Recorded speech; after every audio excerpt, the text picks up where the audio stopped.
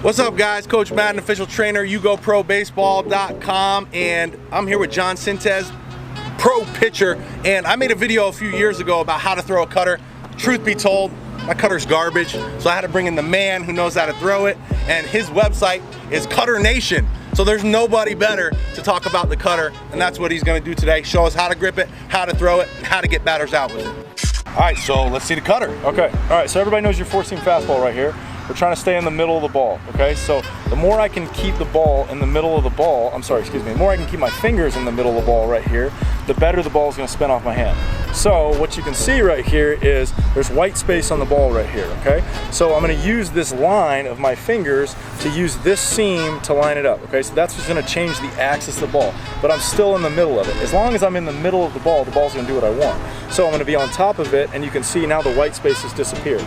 So with me personally, the more this white space disappears, the more I have that awesome Brad Lidge cutter, right? Cutter slider that I talk. So the more I have white space as I go right here, the flatter the pitch goes.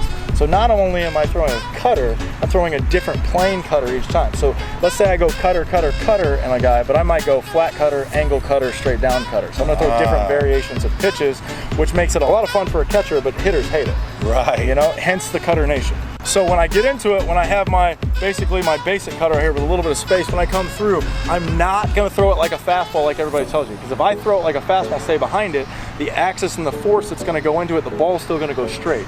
So this ball's gonna spin off axis, but there's no movement being created.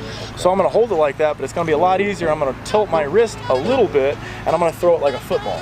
So if I can throw it like a football and not pronate through the whole thing and keep this on the side, I'm gonna create what I call a drift car release. So the faster I throw this pitch like a fastball movement, the later it moves, okay? So now I can speed it up and slow it down with throttle.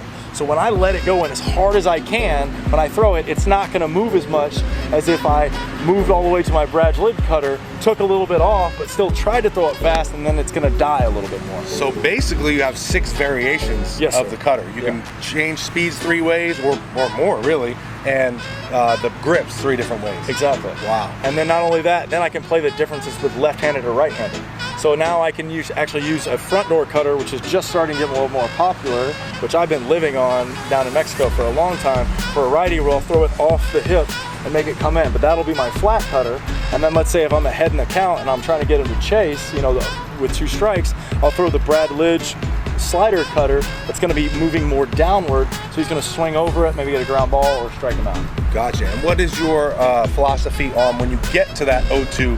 Obviously getting depth on the pitch is important, but what about, like, are there any things you try to do, like expanding the zone or throw it to a certain spot, or depend on the hitter? Well, it just depends on the hitter, because you have a lot of guys. What I've really noticed over my career is a lot of guys start playing with depth in the box against me.